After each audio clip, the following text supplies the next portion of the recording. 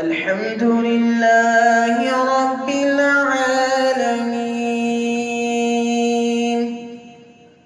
الرحمن الرحيم مالك يوم الدين إياك نعبد وإياك نستعين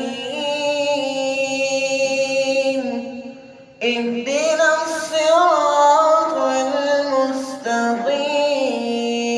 المستقيم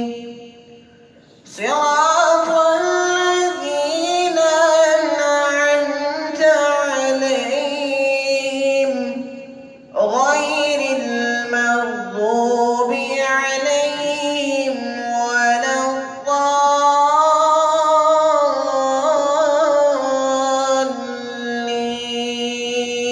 الضالين ألف لام را تلك آيات الكتاب المبين إنا أنزلناه قرآنا عربيا لعلكم تعقلون نحن نقص عليك أحسن القصص بما أوحينا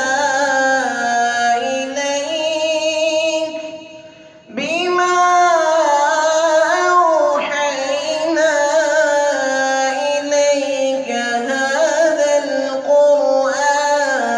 القرآن وإن كنت من قبله لمن الغافلين إذ قال يوسف لأبيه يا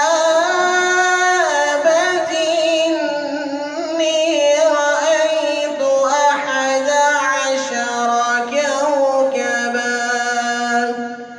أحد عشر كوكبا والشمس والقمر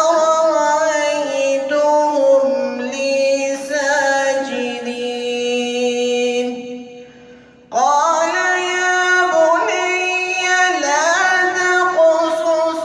رؤياك على إخوتك